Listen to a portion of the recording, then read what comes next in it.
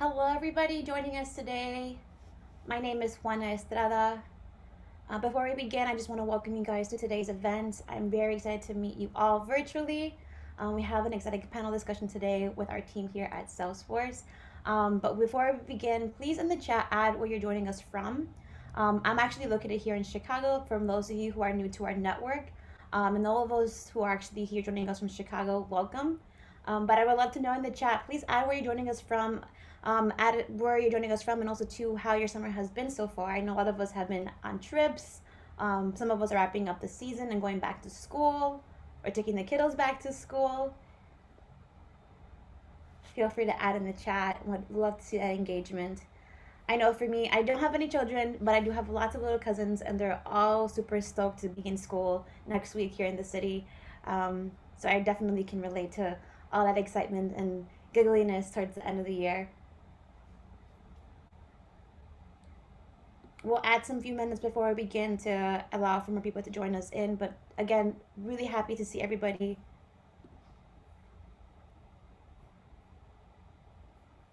Oh, thank you so much for that.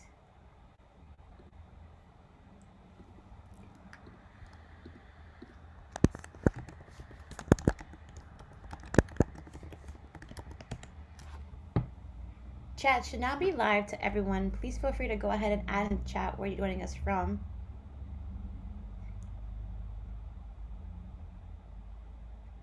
Las Vegas, awesome, okay. Thank you so much, Eduardo.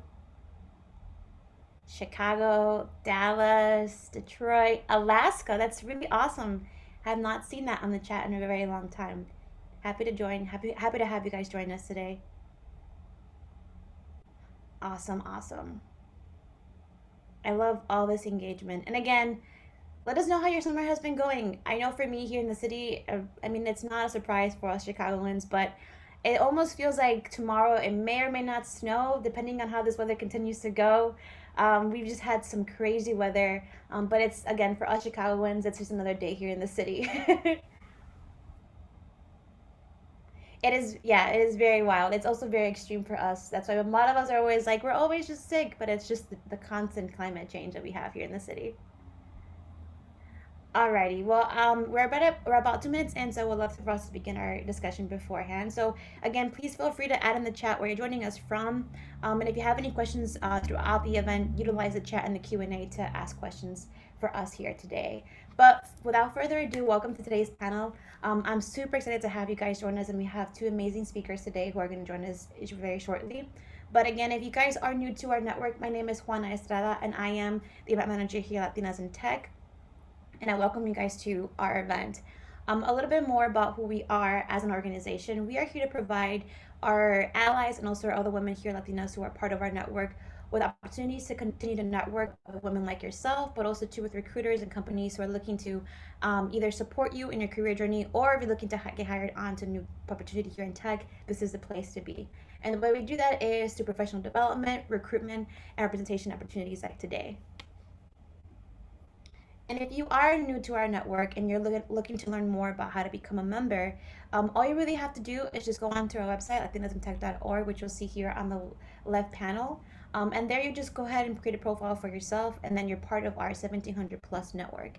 And what that includes is our 20 chapters across the country and globally, which includes Mexico, Brazil, and we're actually also in Canada, and we're expanding largely across the universe too. So again, please feel free to connect to us in our network however best you can, and look for opportunities like today and networking events like today as well on the website. So just some quick housekeeping rules before we begin. If you have questions for anyone on our panel today, please utilize the Q&A, as we'll have a portion of our event dedicated for Q&A questions. And then also too, if you have just questions for anybody and our members of our team, we have members from our Salesforce team in a chat answering questions regarding Salesforce and the recruitment, but also to Latinas in Tech. So again, there's multiple ways to engage, but without further ado, I want to now open the stage to our speakers. I'm gonna stop sharing my screen. Awesome. And with that, I would love to open the floor for just some quick intros. Alex, if you want to begin with that. Sure. Hey, my name is Alex Martinez, and I am a developer advocate at MuleSoft, as you can see in my background. I am based out of Toronto, And my job is to create technical content for MuleSoft developers and architects in the community. I'm excited to be here today to discuss how we can align our values to what we're doing in a way that's both authentic and meaningful. So I will pass the mic to Angelica Rodriguez. Hi, everyone. So I'm Angelica Rodriguez. I am a software engineering LMTS here at Salesforce, and LMTS stands for Lead Member of Technical Staff. So that's just Salesforce's way of saying I'm a lead engineer. I'm based out of Indianapolis, and in my day-to-day job, I'm responsible for designing and developing software that helps Marketing Cloud apps get primed into the different environments, more specifically right now into public cloud. Thank you so much, Elias, for that. I really do appreciate the quick intros. And I think this is just a good segue for us to talk a little bit more about kind of just the values and the core values that Salesforce has and why you both here are today as part of today's discussion. And I think they've really much so aligned with also Silicon Tech values and mission too as well. I can see that in general, Salesforce really does dedicate their time to cultivate that trust and customer success, innovation, equality, and sustainability, which I feel like it aligns very well with how we work here at Latinas in Tech as well. But I do want to open up the floor and begin with just some questions regarding that, right? As far as I know, you both have had experience working with Salesforce, but also within your engineering background. But I want to start with you, Alex. I'd like to learn more and hear more about your career journey and how that drew you into the engineering field to begin with. Sure. So funny story, since I've been in MuleSoft for like a year or so, I've been in marketing, not in engineering, but all my life I've been an engineer. And right now I kind of do engineering stuff. Like I don't build the products for MuleSoft, but I do have to learn how to use them and how to create very technical content for our developers and architects. So all of my engineering background basically helped me to get this job. I don't think developer advocates can just be marketers. They also have to be engineers. So yeah, I joined MuleSoft. I think because of the values. Like I didn't actually know like what was the values of Salesforce, but before joining MuleSoft, I was part of the community, the MuleSoft community. For like 3 years, I was a MuleSoft developer, and I always had to talk with all of the people that were handling the community side here in MuleSoft. And I don't know, like they just encouraged you to do a lot of things, and they were always happy to help, always open to new initiatives or things like that. Like they didn't just make like they were listening to you and then not actually take you into account. They actually listened to you and actually took whatever you were saying in a very serious tone. So that was something that really drew me to MuleSoft and Salesforce in general. Like they did have those values that I didn't see in a lot of other companies. And yeah, since I joined, I've learned that these are the Salesforce values, which I didn't know before. But it's like, it's great to know that there are all of these values for Salesforce, like diversity as well. I haven't felt like myself in any other job ever, just because most of the time I had to deal with clients or stuff like that. And it was mostly like to have a good appearance and just to, I don't know, try to give this image of yourself. But since I've been here, I don't feel like I need to do that anymore. And I've been feeling super more authentic all of this time. So I really appreciate that Salesforce is creating this culture. Thank you so much for sharing that. And I definitely kind of relate to what your experiences has been as far as diversity and culture. I definitely know understand what that feels like. I know just being within the tech industry itself, it's super important to just be able to see representation as a Latina. So I can definitely relate when it's important to see someone like you or just feel inclusive in the environment. So I hear you for that for sure. Angelica, how about yourself? What has led you to this journey into your career within, within tech and engineering, and how have you been led to, related more to the core values at Salesforce? Yeah, how I got into tech is kind of a long-winded story, but suffice it to say, I always had an interest in technology, always had an interest in actually understanding how the programs on the computer worked. And so in college, I got the opportunity to kind of dive into that fully, and got a bachelor's in software engineering. So that is what I studied. And it was there, like during my time in college, that I got an internship at what was a defense company at the time. I won't say names, but the company itself was very, very strict, very red tape to get things done. And I didn't like the work environment because I was just in my cubicle by myself most of the day. It was very dry. And I think it was just myself and maybe the HR lady were the only woman in the entire building.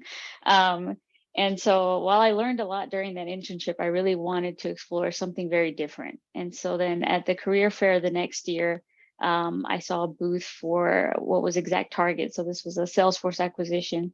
But at the time they were their own company. So I was interning there, really loved their culture, was much more open, kind of like Alex was saying, a place where you could really be more of yourself. And it was like, to me, a little bit more progressive, more exciting.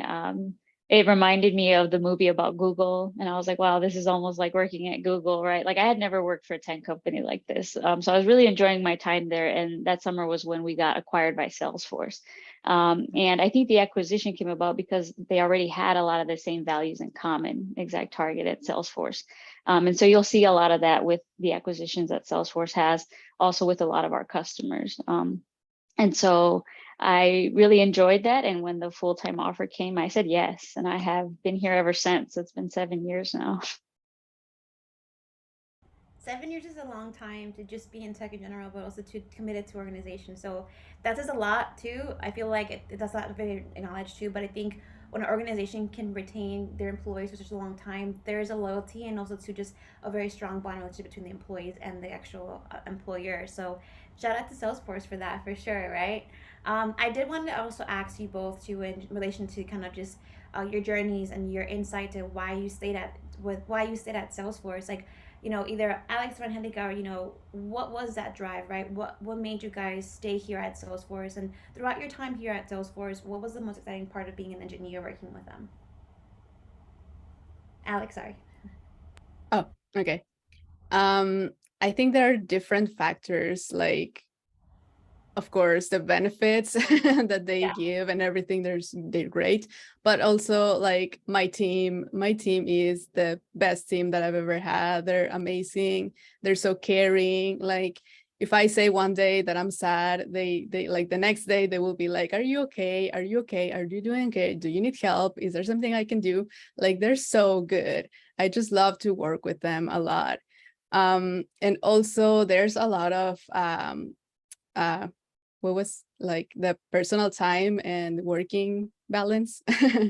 That's also great. Like I know that if I need to do something in the morning, I can just take the time to do it and then come back and continue working. I don't have to be here like 9 to 5 strictly here all the time, which is also great.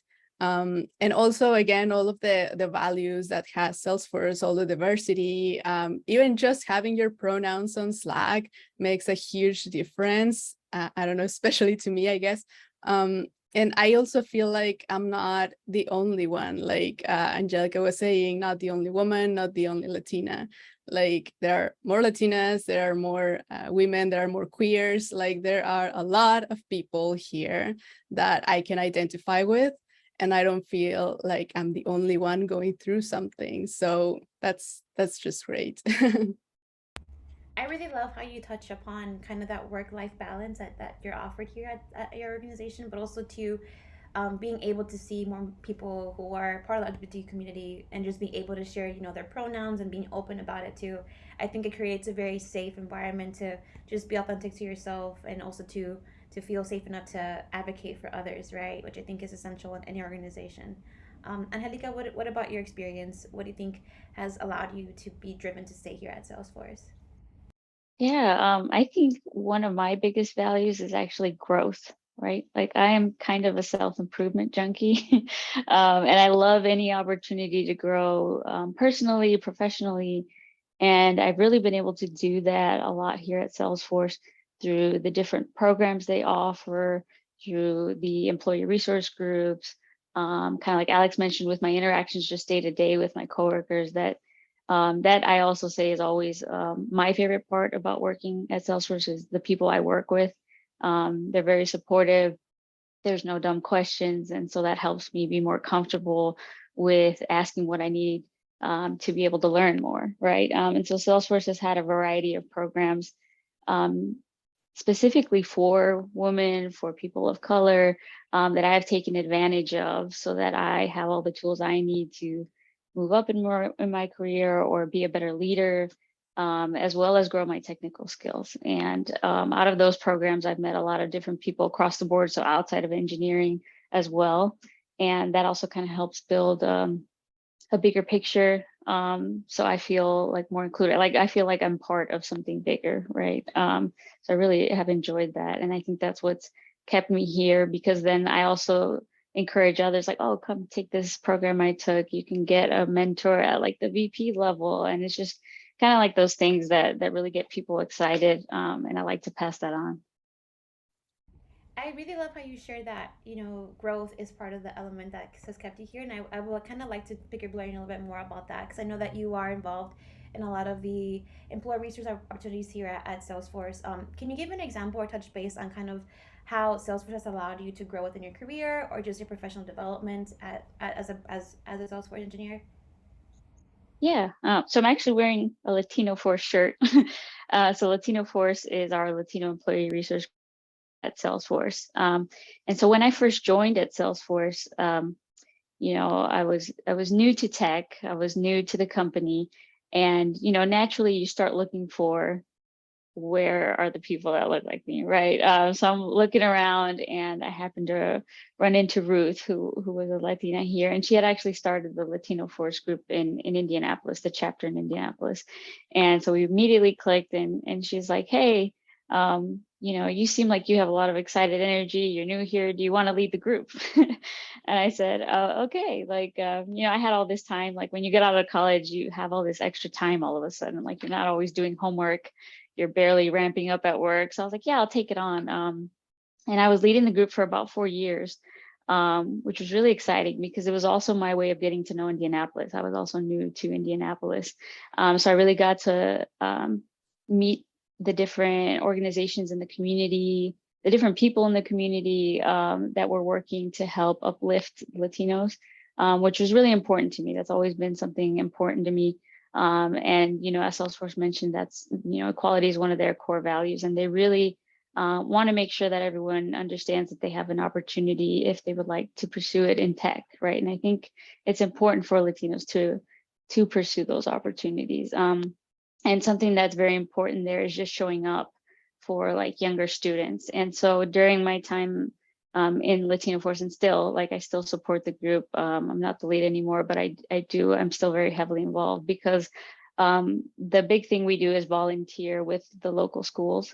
And so often what we'll do is we'll either bring students to the office or show up at their schools and just tell them what our day-to-day looks like. How did we get here? What inspired us to come into tech? And then give them the opportunity to ask those very kind of personal, candid questions about what is this really like? Can I really do this one day? And I really enjoy that. Thank you so much for sharing, and I can definitely also relate to what you're speaking on, right? That importance of just showing up and having that representation is super crucial, um, just for anybody, right? Any minority group, but I think for Latinos, it's important because having that sense of community can really unite us. Latinos United, Unidos, but also just too, right? Having that support system to kind of guide you in that mentorship. Do you feel like you had a similar kind of journey, Alex, within your journey at Salesforce? Did you feel like you had like opportunity to grow or to learn more professionally? Yeah, definitely. I think one of the best things about being inside Salesforce is that you can take all of the trainings for free. Oh, that's um, great. That's a really good thing to kind of highlight. yeah, MuleSoft trainings are awesome, but it's kind of hard when you don't have either the time or the money because they are kind of expensive and they take like, I don't know, 3 or 5 days. So sometimes when you are outside of MuleSoft, you have to get permission, you have to get the budget, you have to do like a lot of these steps to get it. But they are awesome and everyone wants to take them all the time. So when I got in, I'm like, I can do this for free now. Yes. And also, like, if there's something that I don't know, I can always ask for budget to get to a training outside of Salesforce and to get prepared on it, especially in my position, because I have to create technical content for other people. And how can I do that if I don't know myself? Right. So that has been great for me. And also from another perspective, like from soft skills perspective, um, Salesforce does a lot of internal panels and I don't know, interviews or stuff like that. And that helps me a lot to keep my soft skills up to date, basically. If I don't go to another event, well, I can always count that there's going to be something internal that I can get into. Or you can also take care of, like, we have the volunteering thing that you can also take care of. So if you have something that you want to do on a volunteering basis, you can just upload it to the system and it counts like on your regular working time. So it's also helpful because I've tried to be a mentor a lot of times, but I need time to do that. So I can make use of these volunteering hours so I can go and be a mentor for free to other girls that need it. I've been in several programs in Mexico, so that's helpful for both of us. So yes, there are a lot of opportunities to learn more stuff. I actually really love the fact that one, that you guys are offered these opportunities to just learn more for free, right? That is a very big deal for a lot of people. I do agree. But also to the volunteer basis aspect, that you can allocate some time from your workday to do that, because I think it's super important for us to be able to expand outside of organizations to take opportunities like that themselves. But you don't hear a lot about that from other organizations. So that's, kudos again to Salesforce for doing that. That's really amazing. I would really love to transition to kind of learn more about, I know that we have a lot of core values that are represented here at Salesforce, but, like for instance, like with trust or equality, what are some that resonate the most with you guys as far as your personal experiences, and kind of what led you to believing that this is going to be the best fit for you as a member of Salesforce, right? So either Alex or Angelica, what has been those common values or core values that have resonated with you throughout your career? Um, Go ahead.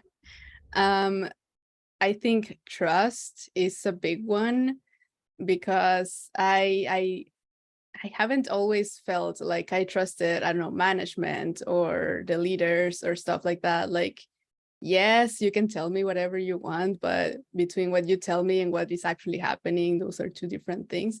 But I don't feel like that here in MuleSoft. I trust all my leaders, and they are very transparent, and they can tell you if something is wrong or if you have to do things differently or things like that. And I feel with way more freedom to just say, I don't know. Like if they ask me to do something and I don't know how to do it, I don't have to make up excuses to say why I don't know something. I can just say, I don't know, I need your guidance or I need some help. And that's gone a long way because I don't feel like I need to do everything by myself or that I am alone in this. I can trust on my team or my leaders that they're going to help me. And it also goes the other way. Like I work with all of the community, the developers and architects, and sometimes they have questions or they don't know what to do and they feel alone because they have to figure something out on their own.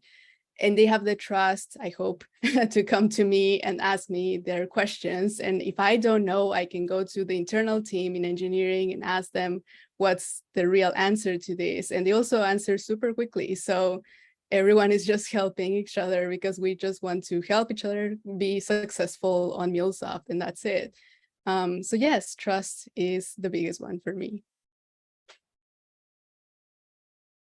Thank you so much for sharing that. Angelica, what about you? Yeah, I mean, I think I'll agree with Alex. Like, I think trust is huge. And I think that's the reason it's number one for Salesforce, right? That's kind of the foundation for everything.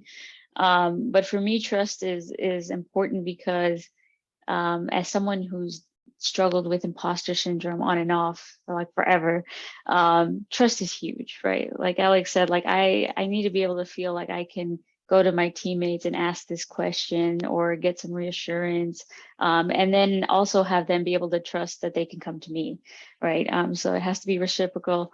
That's very important to building a productive environment, a comfortable working environment. So I think trust is very important. But I'll also say what really attracted me, also apart from equality, we talked about equality a lot as well, but it's customer success. Because I went into software specifically because I was invested in building things that would help save people time. Like at the end of the day, that's what I'm very interested in, because we don't have a lot of it, right? And I'd like to help people use technology in a good way, to be able to automate something that was taking up a lot of their time, make their lives easier in some way. And so, and we've all used software that's not good, right? And it's so annoying. And so the fact that Salesforce has that customer success as a value means that we're really dedicated to making sure that our customers are successful, that we're building software that's of quality, right? And I take a lot of pride in that. And so when I saw that, I was like, yes, we're going to build something good. We're going to build something exciting. And so I really enjoyed that piece as well.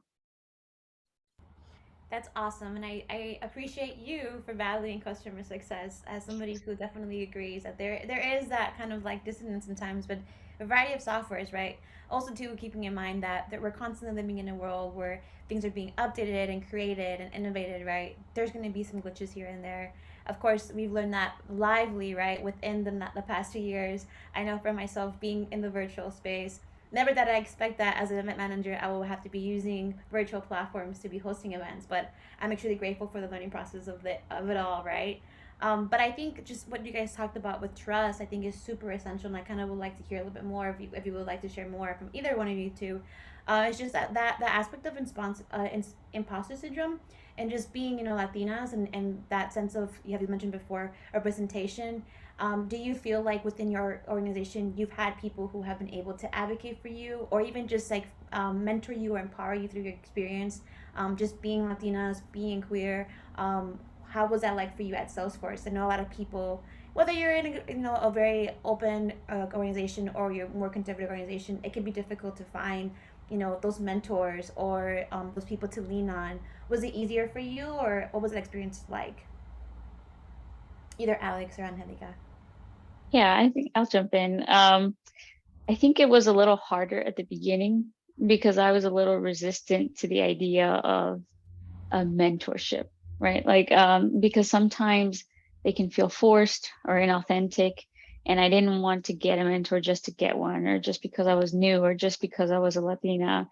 I really wanted a more authentic experience. So the way I really looked at it early on, and kind of still do, is like that everyone's my mentor, right? All my coworkers are teaching me something, either good or bad, right? Either how I want to be or how I don't want to be, right? So secretly, everyone's my mentor. But as I mentioned earlier, I had the opportunity to join a variety of Salesforce programs that were geared towards leadership, and kind of, you know, fighting past your imposter syndrome, because a lot of the people that were in these programs were underrepresented. We're from underrepresented groups, and we tend to struggle with that more, right? And so they kind of gave us different ways we could help address that, but more importantly, they gave us a community of people who were all experiencing the same thing, right? We were all feeling this way, and so it was kind of like a little support group that we all had. And from that group is kind of where I got like the more authentic mentors, right? It was people I checked in with more regularly to talk about, hey, how are you doing with this? You did really great here. And I also get that from my manager. My manager's been great, super supportive.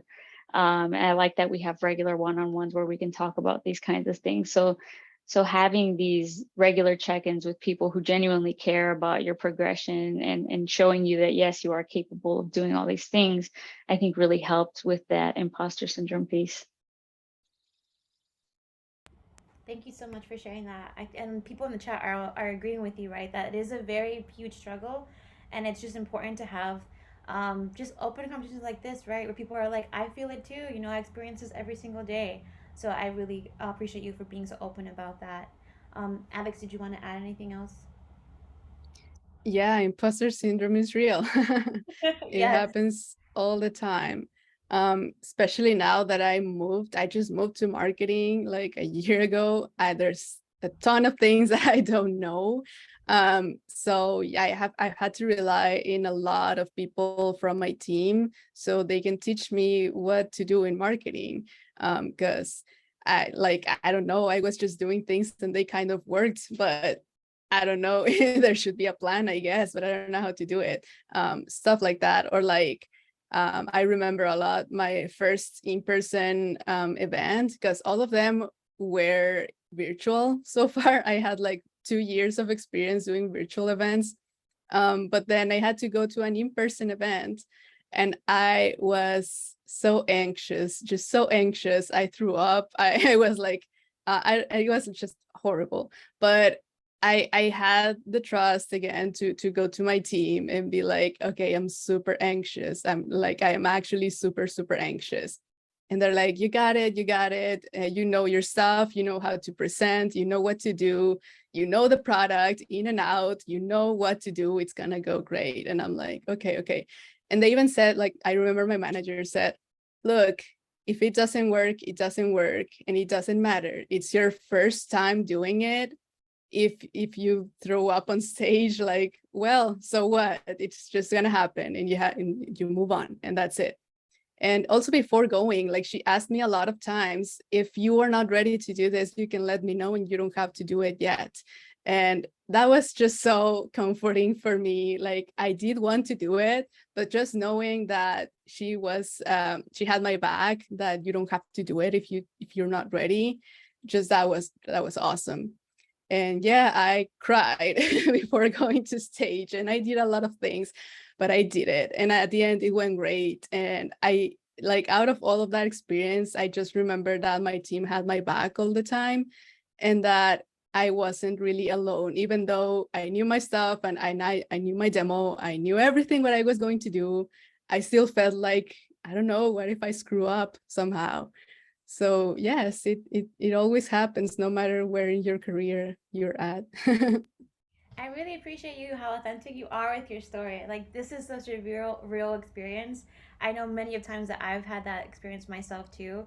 But shout out also to your manager for giving you that reassurance.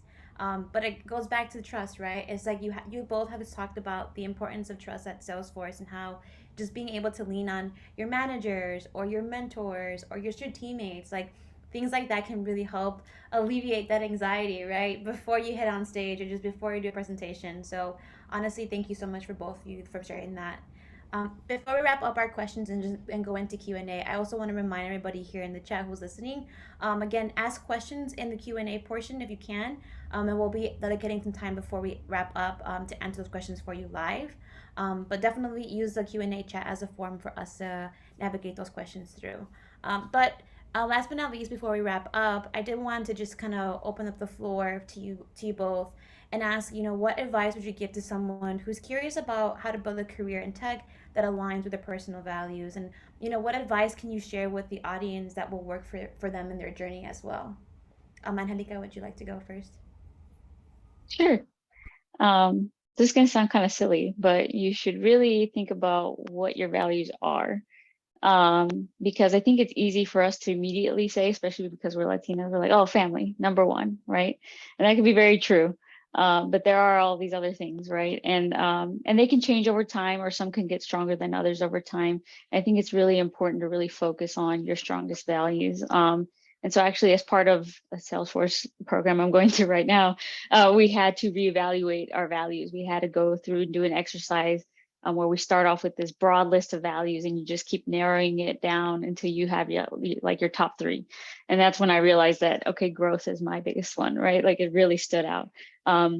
And focusing on that has really been a game changer for me at work. And so that's why I'd say really think about, and I mean, there's tons of things online that can help you figure out what your values are. I think there might even be a trailhead on it. But yeah, just really, one, identify what are your values, right? And then two, do some research. What are the companies that already are aligning? And if you find yourself at a company that isn't, also think about just starting where you are, right? Like maybe you're going to be the first one to inspire others to kind of have shared values. I love that. Thank you so much for sharing that. How about you, Alex? Um, I would say along with the values, you can also think about your passions or your priorities. Because when I started my career, I was heavy on doing very technical stuff. I started doing Java and I really loved it at that moment. I was really into it. But then I started noticing that there are other technologies that are not that hard. So you don't need like 10 years into Java to become a senior. Which is the case with MuleSoft. Like you don't need to be studying it for years or for months. You can just get started into it in like a month, and that's it. You already know how to use it. So I don't know, my perspective changed, and then I wanted no-code tools or low-code tools because, again, who has the time? Like Angelica was saying. um, and then I was really into it, to building stuff for clients. And then I suddenly didn't want that anymore. And I wanted to educate people or help people in their stuff, to create content for them. And that is how I moved to marketing. So I feel like a lot of people think that you're going to be doing your job for the rest of your life, but that's really not the case. I also know like a lot of, I don't know, lawyers or photographers that suddenly switch to tech, and that's okay. Like your passions can just change and you can do other kinds of things. So I think the best is just to focus on the present, like what do you want now? Also, the kind of company you want. Do you prefer to be learning, or do you prefer to be earning more money, or do you prefer to have less responsibilities? Like, what is it that you want? And that is going to guide you to know where are you going to be landing in. I really appreciate you both sharing these two topics as far as like advice goes, because as mentioned, these seem kind of like things that you probably will walk into in the interview and they will ask you these things. But I think having some time to really reflect on yourself and asking yourself, one, what is it that you really want out of your career? But then two, like what are those values, and does the organization that you're looking for align with those values, are super important. And I just thank you so much for both of you guys for just being so authentic with your experiences and sharing that with our audience. I did have somebody in the chat before we go into Q&A for Alex that just quickly asked, like, which tool did you learn within a month? I think you mentioned that when you were speaking. And they, before we wrap up, I don't want to miss that question. MuleSoft. Meal. Yes. There you go, Bianca. She said it was MuleSoft. But absolutely, I really do appreciate you all for joining us today, and I really would love for you all to continue to ask questions in the chat. I think she's asking, how do you spell it, if you want to add it in the chat for her. But please use the Q&A as a form for us to filter questions. We're now going to begin to look at some of the questions that are being asked by my audience members. And then I'll ask them out loud, and if anybody resonates with any of the questions, feel free to go ahead and jump on. But we do have one question from an anonymous attendee, and they're saying, "Hello, ladies. I am embarking on a career pivot into data analytics, and I am pretty interested in having a Latina mentor in Salesforce. How can I connect with your volunteer team?" That's a really good question. It is a great question. So to clarify, they're not at Salesforce, but they would like a mentor from Salesforce, I would assume. Okay.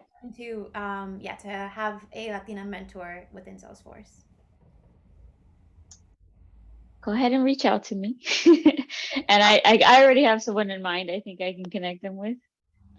So reach out to me on LinkedIn. I think they're going to share that information. Is that right? Yeah. I'd love to share that.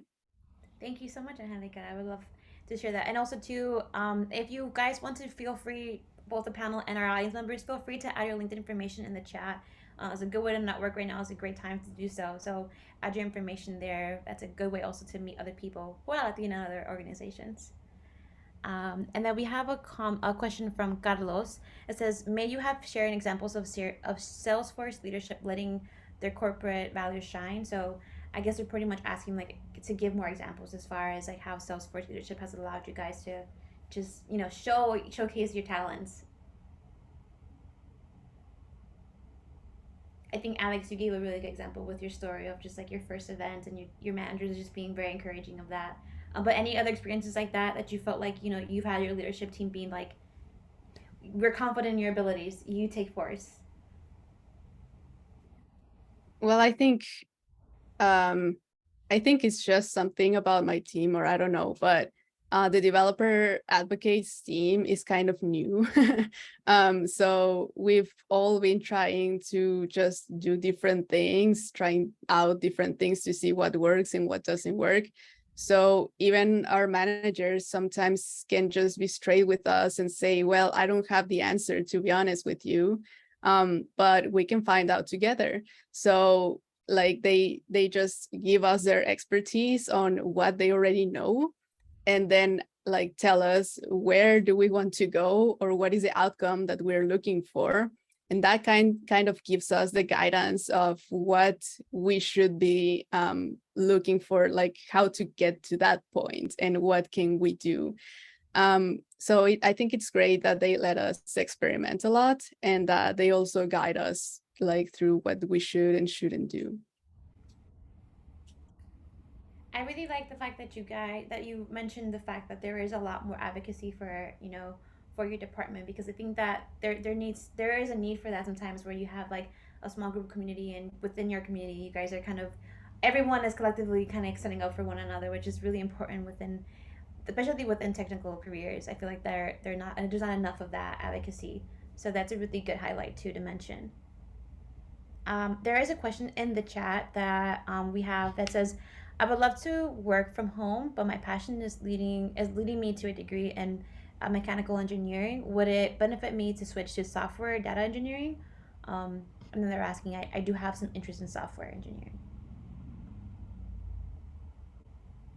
I would recommend they just take a few courses and try it, right? Like you don't have to do the switch immediately. There's a lot of free courses out there that allow you to explore coding, that allow you to explore engineering, or even other careers in tech, right? You don't have to write code, as Alex kind of mentioned, to really see, is this something for me? And that's something that you could do on your own time in conjunction with your current career, and then decide, is this the pivot I want to make?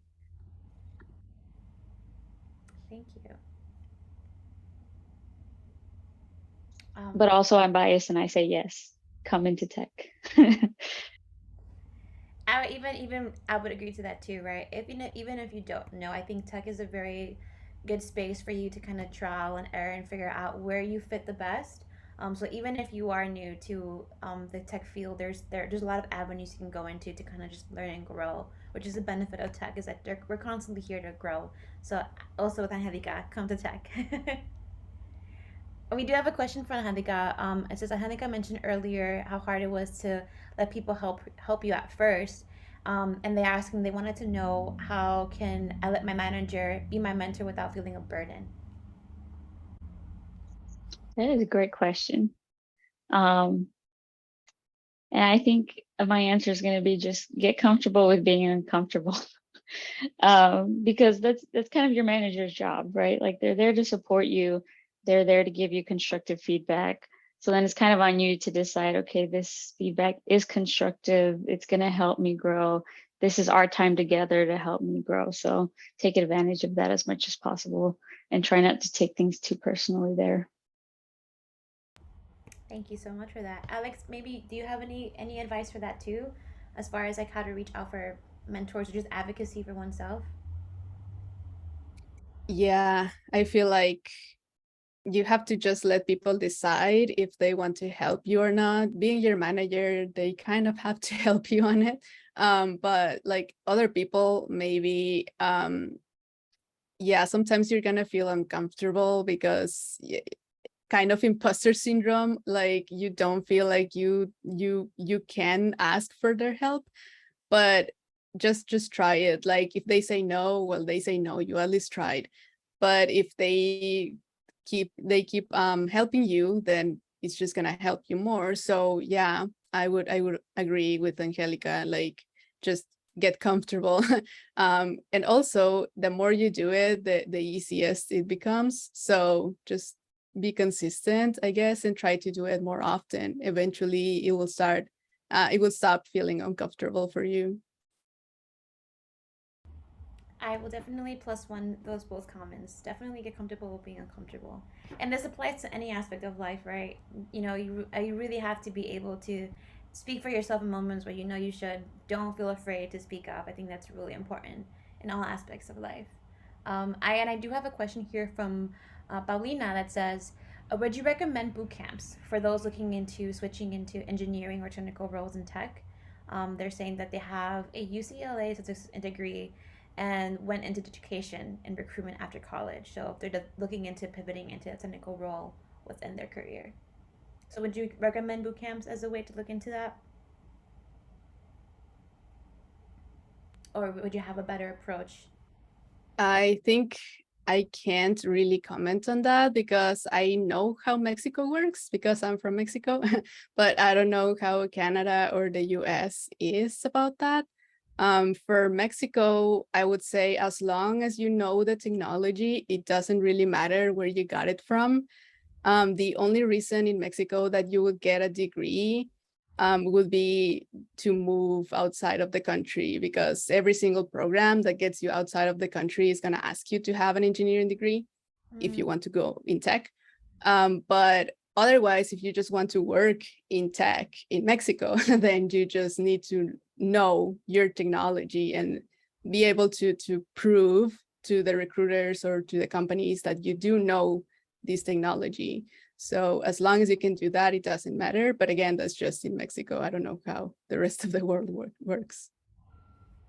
Yeah, I mean, I'm not sure either, but I know that it's not the norm yet, right? But it is becoming more acceptable to hire someone who has gone through non-traditional routes, so like through a boot camp or something. So it's definitely possible, and there are companies that are hiring that way. Also not a requirement, right? So I would explore again the different options. If there's boot camps, there's courses, there's also courses that are technical but not coding. So I would look at those as well, like Salesforce Trailhead. That's free and also a tool that you can use to learn more about tech and also the different careers available there. Thank you to both you ladies for that. We did have a lot of questions regarding kind of that framework of like, should I go into a boot camp or what should I do to pivot into tech? And I think those answer that question very well. And thank you for providing that context too of like kind of the global aspects of how people get hired within tech, right? Because there is a big difference. And to highlight to anybody here in our network who is new to Latinas in tech, we do have a global network. So we do have opportunities that are within outside of the country, right? And whether it be in Canada or it would be Mexico or even Brazil. So if you are looking into breaking into tech and you're outside of the country and you're looking for opportunities, definitely go on our website. We have plenty of opportunities there too for global opportunities for women who are looking into tech. I do kind of want to ask some questions that kind of were a little bit not related to the technical aspect, but more on your career journeys too. Just being that I know there are a lot of pluses, right, being at Salesforce, but what are some of the challenges that you probably have faced, whether early on or now within your career within tech, or just at Salesforce? Just to get a perspective on that too, and kind of like what has helped you navigate those challenges, because everybody within their careers will come across those obstacles, whether that be imposter syndrome, whether that be representation. Have you guys faced those things, and how did you overcome that?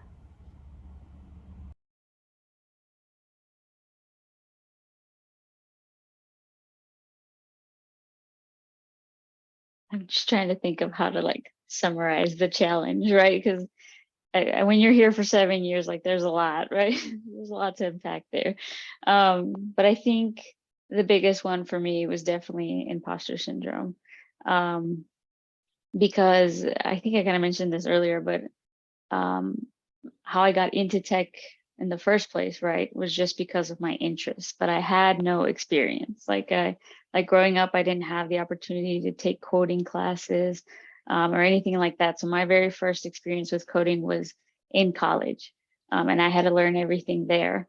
And at first it was a lot of fun, but it was really hard. And I think someone mentioned that in the chat, like they're taking a class right now and it's really hard. Like, how do they keep going? And so that's kind of been my challenge overall, is like when things get really hard, then I start doubting myself, like, well, maybe I'm not really good at this or meant for this. And so what has kept me going is a few things, right? Is again, the support that we've talked about from our coworkers, from the people around us, but also the different communities, right? So like in college, and then even while I was at Salesforce, I had the opportunity to go to the Grace Hopper Women in Computing Conference. Like it's the biggest conference for women in tech. And it's really a game changer if you've never been, because after so much time of you being the only one, or you feeling like you're struggling with this alone, then you go to a conference where there's like thousands of women and they're all different, but we're all, you know, struggling through a lot of the same things. And it's very inspirational. Just to see like, okay, like they made it, I can do it too. Or you can inspire someone, or you meet someone where you have common interests. So you know, that I really enjoy. And so I kind of look for those opportunities, or those things that get me excited again about what I'm doing, or kind of go back to square one. And so this goes back to your values, like what is it that really brought me here? And that's what keeps me going. So I think that's one thing that I struggled with sometimes, and that goes again with imposter syndrome, like just reassuring yourself that you're in the right place and you're on the right track.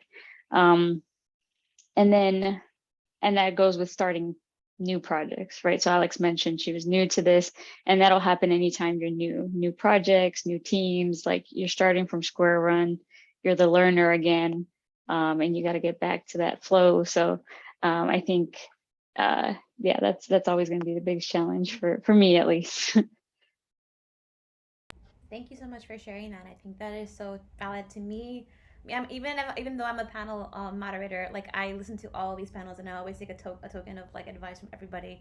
So I definitely hear you, right? It is hard, but I think that just taking advantage of whatever is around you to just learn and not letting that set you back, right? That like your journey, right? You were new to all of this, but you found a way. That's really inspiring. So thank you so much for that, Angelica. How about you, Alex? What about in your journey? And if you don't mind too speaking, I know that you have talked a little bit on this throughout the discussion, but just being queer and working within tech, like, have you faced any challenges within there? And also just being like Mexican descent, how was that transition for you to work within tech here in the States or just in Canada in general? I've only lived in Canada for 4 years, more or less. So most of my time was in Mexico. I would say the biggest challenge I've seen is the gender gap. It's a huge problem that I've seen in every single place I've worked. I'm not sure how Salesforce is doing on this, but on all of the other, well, almost all of the other companies that I've been, it's a huge thing. Like there's always going to be someone that's doing, I don't know, sexist jokes or just sexist comments or stuff like that.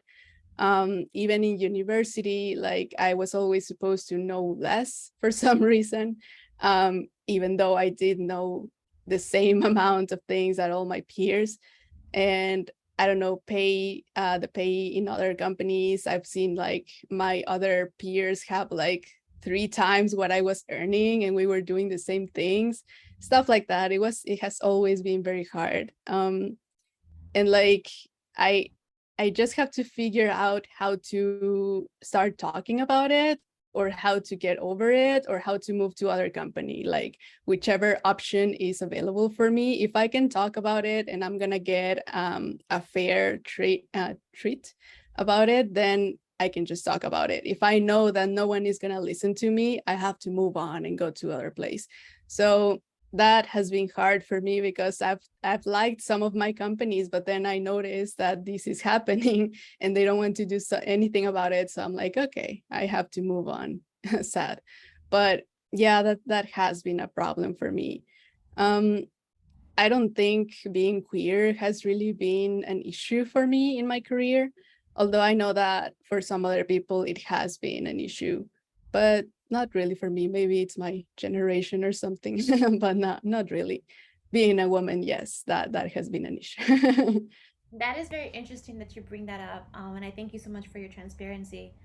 But I think that it is very relevant, especially here at Latinas in Tech. We hear this constantly all the time.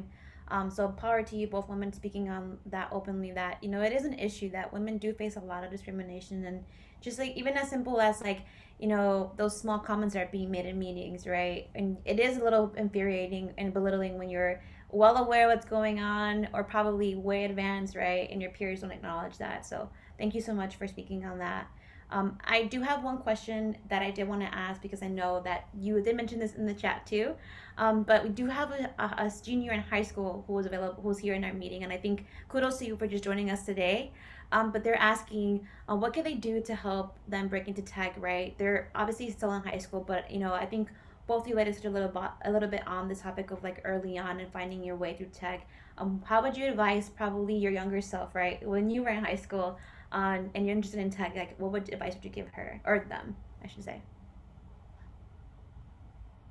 Well, when I was in high school, I was in like a special program that they were teaching us programming in high school, which was great for me because I knew immediately that I did want to do it.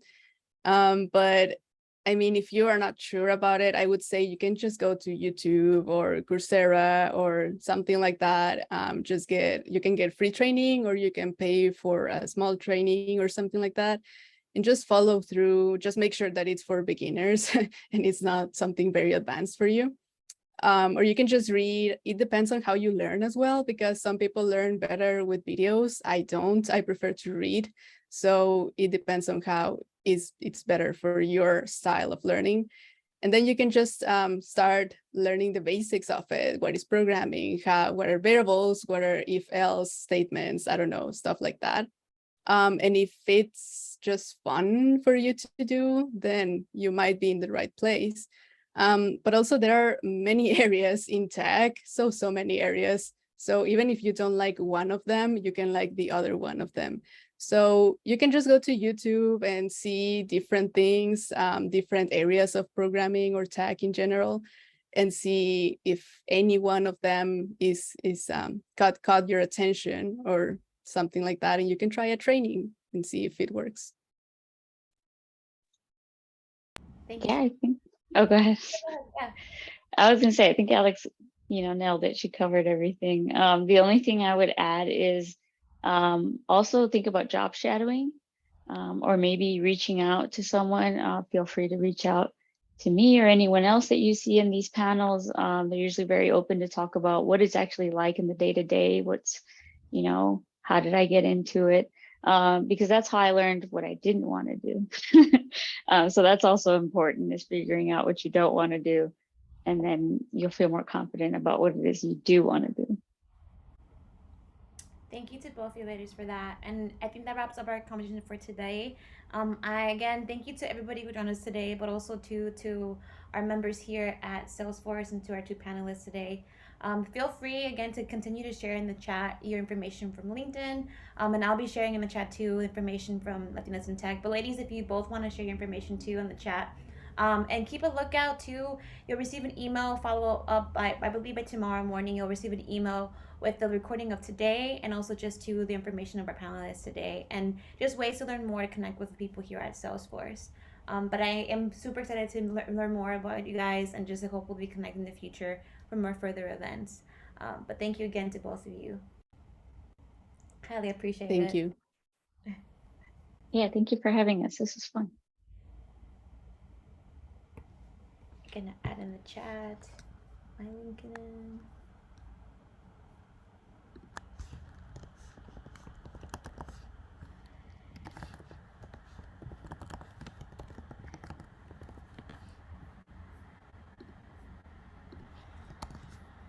And I'll be leaving the chat open a little bit longer just so everybody can accumulate all the information. But thank you so much for you ladies. And have a rest of a good holiday season, summer break, to all of you who have joined us today as well.